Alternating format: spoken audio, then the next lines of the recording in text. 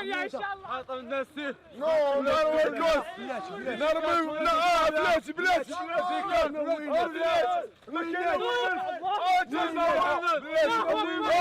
مروي كوس في قلبنا.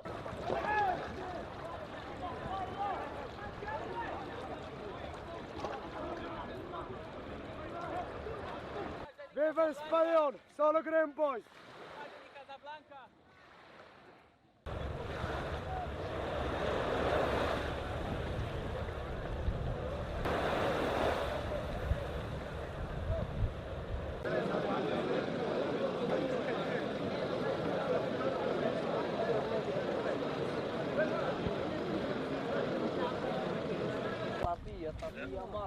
خرجت من الرقم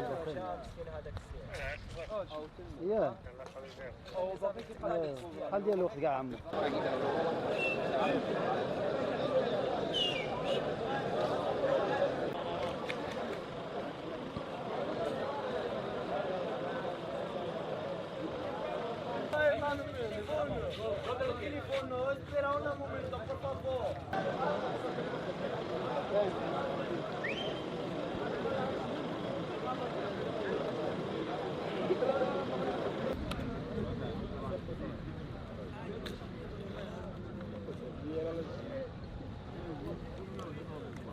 والصحراء المغربية صولو وينر صولو وينر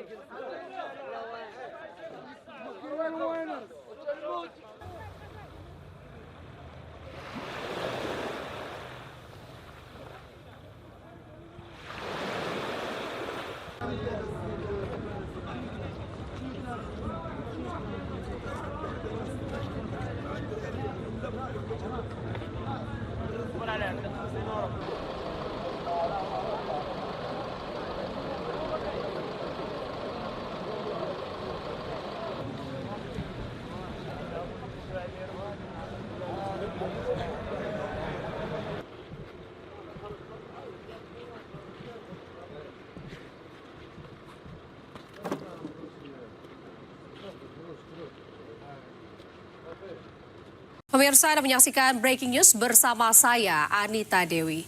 Serangan drone hantam fasilitas minyak Abbaik Saudi Aramco. Houthi ini menyatakan bertanggung jawab atas serangan ini.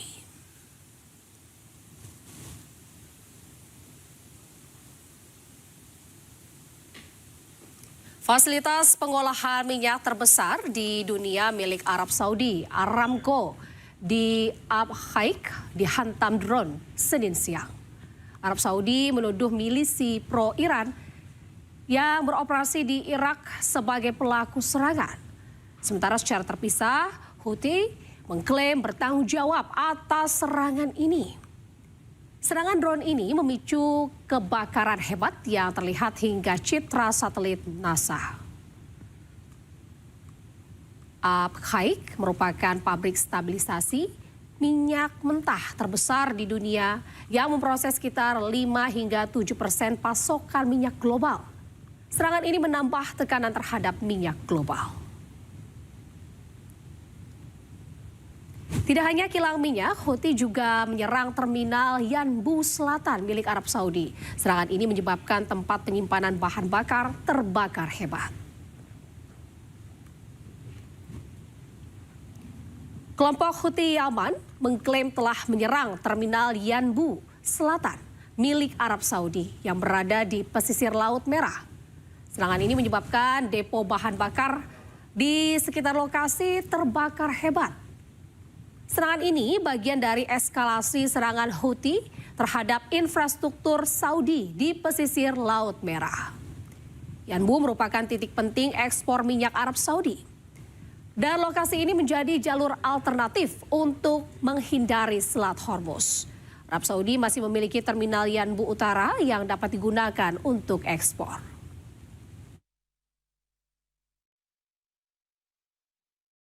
Sementara itu pemirsa, Iran membantah negosiasi dengan Amerika Serikat. Iran juga menyebut saat ini Iran hanya bernegosiasi dengan Oman.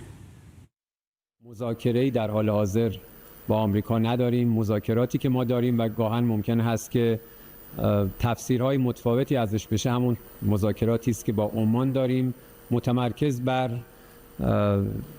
ایجاد تمهیدات لازم در رابطه با تنگه هرمز. در حال حاضر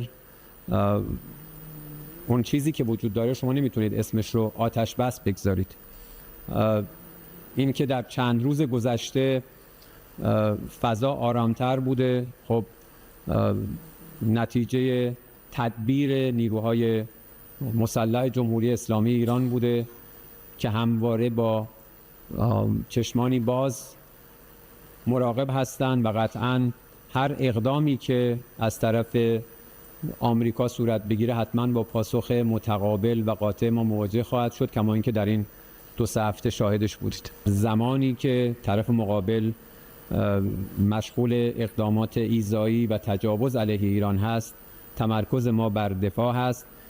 این مواردی که گفته شده، بله میانجی ها ممکن هست پیام هایی را از طرف آمریکایی به ما منتقل بکنن در مورد تحولات جاری در منطقه، ولی در حال حاضر ما هیچ مذاکره‌ای با طرف آمریکایی نداریم. Pemirsa, Perdana Menteri Israel Benjamin Netanyahu akan kembali bertemu dengan Presiden Amerika Serikat Donald Trump. Rencananya pertemuan ini akan digelar di Gedung Putih, Washington. Fallen concrete that's very dangerous. Perdana Menteri Israel Benjamin Netanyahu dijadwalkan bertemu Presiden Amerika Serikat Donald Trump. Pertemuan akan digelar di Gedung Putih, Washington hari ini waktu setempat. Rencananya pertemuan akan berfokus pada perkembangan perang dengan Iran, konflik Gaza hingga isu keamanan di Timur Tengah. Netanyahu yang berangkat Senin kemarin menyebut menantikan pertemuannya dengan sahabat dekatnya Donald Trump. They instead can occupy all of a beautiful area with אני homes. בדרכי לוושינגטון לפגישה עם ידידנו נשיא ארצות הברית דונלד טראמפ.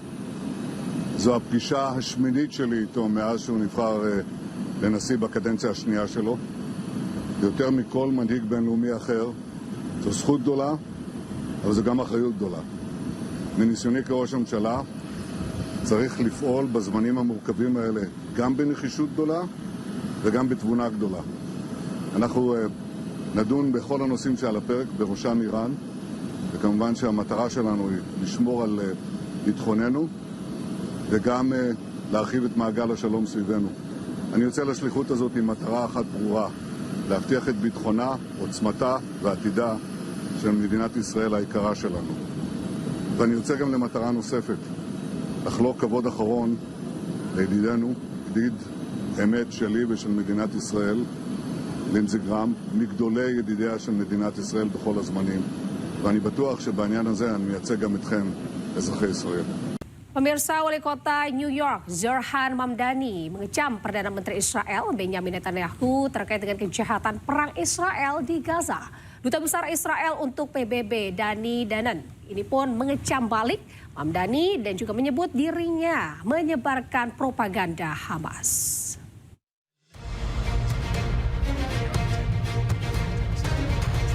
Wali Kota New York Zohran Mamdani mengunggah video terbaru yang mengecam Perdana Menteri Israel Benjamin Netanyahu. Melalui akun media sosialnya, ia menegaskan bahwa Netanyahu adalah penjahat perang yang harus ditangkap dan diadili. Menurutnya, Netanyahu telah bertanggung jawab terhadap pembunuhan puluhan ribu orang termasuk perempuan dan anak-anak. Benjamin Netanyahu is a war criminal, the architect of a horrific genocide against the Palestinian people. He is responsible for the killing of more than 73,000 people, for the maiming of tens of thousands of children, as those who survive undergo amputation without anesthesia. Anyone with their eyes, with their heart, with their conscience should recognize the devastation he has wrought and understand that he belongs before a court of law. As I've said, I agree with the ICC that Benjamin Netanyahu should be arrested and tried for his crimes, as I do for anyone else charged by the ICC. Pernyataan Mamdani muncul jelang kemungkinan kunjungan Netanyahu ke New York untuk menghadiri sidang umum PBB pada akhir tahun ini. Meski begitu, Mamdani mengakui bahwa dirinya tidak memiliki wewenang hukum untuk menangkap Netanyahu apabila ia berkunjung ke kota New York. Namun ia telah menyerukan agar pemerintah federal Amerika Serikat bergabung dengan Mahkamah Pidana Internasional dan melaksanakan surat perintah penangkapan Netanyahu. Sementara itu, Duta Besar Israel untuk PBB Dani Danon mengecam balik pernyataan Mamdani. Ia mengatakan bahwa orang yang seharusnya ditangkap bukanlah Netanyahu, melainkan Mamdani. Danon juga menyindir bahwa tugas Mamdani adalah melayani warga New York, bukan menyebarkan propaganda Hamas. The person who should be arrested is not our Prime Minister, is you, Mr. Mamdani. Sebelumnya, Mahkamah Pidana Internasional mengeluarkan surat perintah penangkapan Netanyahu dan sejumlah pejabat Israel lainnya pada tahun 2024. Perintah tersebut dikeluarkan karena mereka melakukan kejahatan perang terkait operasi militer Israel di Gaza pada Oktober 2023.